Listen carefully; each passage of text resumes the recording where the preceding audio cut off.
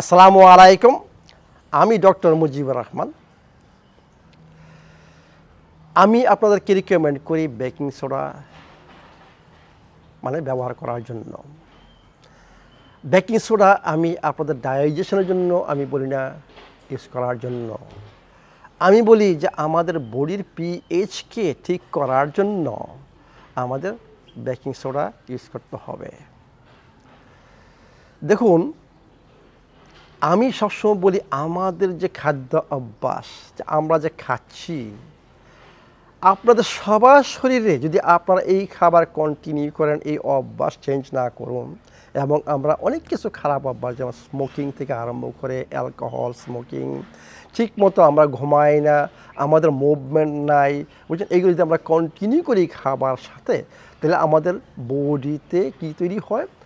Chronic acidosis. এইটাকে বলে chronic acidosis, আপনার পিএইচ যে হেলথি রেশিওতে থাকা সেটা থাকে না, নিচে চলে আসে, 7-এর নিচে চলে আসে, 7-এর কাছাকাছি, 7.1 এটি এরকম চলে আসে। ক্রনিক অ্যাসিডোসিস হেলথি বডির পিএইচ হচ্ছে 7 ব্লাডের পিএইচ হচ্ছে 7.38 থেকে 7.42। এটা আমি সবসময় বলে আসি। আপনারা যদি ক্রনিক অ্যাসিডোসিসে ভোগেন তাহলে আপনাদের এইটা নিচে চলে আসবে। কিন্তু বডি এত স্মার্ট, বডি কিন্তু দেখেন 7.35-এর নিচে যাবে না, সেটাকে পার্মানেন্ট এতে রাখতে হবে, আদারওয়াইজ ইউ উইল ডাই। আমি বলি 7-এর নিচে নামে ইউ উইল ডাই, আপনি মরে যাবেন, ইম্পসিবল। বাচ্চা এই জন্য বডি কী করে, অন্য জায়গার থেকে, বুঝছেন, এই বডির পিএইচকে এই রেশিওতে রাখার জন্য সে অপ্রাণ চেষ্টা করে। বডির অন্যান্য জায়গা থেকে সে কী করে ধার করে যে অ্যালকালাইন মিনারেলস এবং বাইকার্বনেট। আমাদের বডি নিজে বাইকার্বনেট তৈরি করে, স্টোমাক তৈরি করে বাইকার্বনেট, পানক্রিয়াস তৈরি করে বাইকার্বনেট, আমাদের কিডনি তৈরি করে বাইকার্বনেট। বডির এই পিএইচকে ব্লাডের পিএইচকে একটা হেলথি রেশিওতে রাখার জন্য। এবং আর কি alkaline minerals, sodium, potassium, calcium, magnesium. যাদের বডি অ্যাসিডিক তাদের দেখবেন সবার প্রবলেম, দাঁতে প্রবলেম, হাড়ে প্রবলেম। কারণ হচ্ছে কি, এই যে ব্লাডের পিএইচ আমাদের খাবার অভ্যাসের জন্য এবং বদ অভ্যাসের জন্য আমাদের বডি যে অ্যাসিডিক হয়, বডি সেটাকে কম্পেনসেট করার জন্য সে অন্য জায়গা থেকে এইসব মিনারেল নিয়ে আসে। বোন থেকে সে কী নিয়ে আসে? ক্যালসিয়াম নিয়ে আসে। দাঁত থেকে ক্যালসিয়াম নিয়ে আসে। দেখবেন যে অনেকের গাম ডিজিজ, টুথ ডিকে এবং অস্টিওপরোসিস, এবং অনেক জায়গায় স্টোন তৈরি হয়, যেমন কিডনি স্টোন, গাউট এবং গলব্লাডার। এগুলো সব হচ্ছে সিমটম আপনার বডি অ্যাসিডিক। এই জন্য আমি সবসময় বলি যে ক্রনিক অ্যাসিডোসিস থেকে আমাদের মুক্ত হতে হবে যদি আমরা সুস্থ হতে চাই। এইটার তড়িৎ সলিউশন হচ্ছে আপনাকে অ্যালকালাইন ফুড খেতে হবে, অ্যালকালাইন ওয়াটার পান করতে হবে, রেগুলার এক্সারসাইজ করতে হবে, ব্রিথিং এক্সারসাইজ করতে হবে, এবং বেকিং সোডা সকালে বা বিকালেও নিতে পারেন। এখন আসুন, এইটা হচ্ছে বেকিং সোডা অত্যন্তরিত উপায়ে আপনার বডির পিএইচকে ঠিক করা।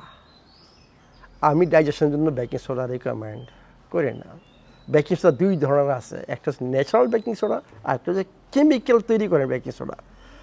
আমি সবসময় বলবো আপনাদের ন্যাচারাল বেকিং সোডা নেওয়ার জন্য।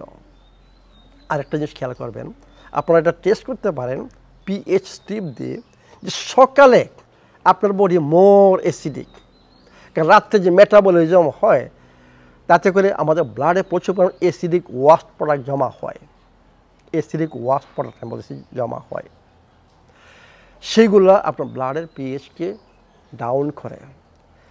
এই জন্য আমি সকালে রিকমেন্ড করি যে সকালে ঘুম থেকে উঠে আপনারা লেবুর সাথে বেকিং সোডা বা আপনার সাথে ভিনেগারের সাথে বেকিং সোডা ইউজ করুন। এর কারণ হচ্ছে যে আপনার বডি পিএইচকে খুব তাড়াতাড়ি এটাকে রিভার্স করা।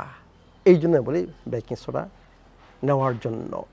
তাহলে আপনারা মনে রাখবেন, আপনাদের শরীরে যদি ক্রনিক অ্যাসিডোসিস থাকে আপনারা অসুস্থ, যে কোনো এটার সিমটম হচ্ছে আপনাদের মাথা ব্যথা, শক্তির অভাব, মানে মুড অফ, মানে মুড সুইংস, আইবিএস, আইবিডি, মানে শরীরের যে কোনো প্রবলেম, ডিজেনারেটিভ ডিজিজ যদি থাকে, এইটা হচ্ছে রুট কজ হচ্ছে ক্রনিক অ্যাসিডোসিস। মানে আপনার বডির পিএইচ ঠিক না, আপনার বডি ক্রনিক্যালি অ্যাসিডিক। তাহলে আমাদের এটাকে দূর করতে হবে। এটাকে দূর করতে হলে আপনাকে অ্যালকালাইন ফুড খেতে হবে, অ্যালকালাইন পানি পান করতে হবে, ব্রিথিং এক্সারসাইজ করতে হবে, ব্যাকিং সোডা নিতে হবে এবং রেগুলার এক্সারসাইজ করতে হবে এবং স্ট্রেস ম্যানেজ করতে হবে।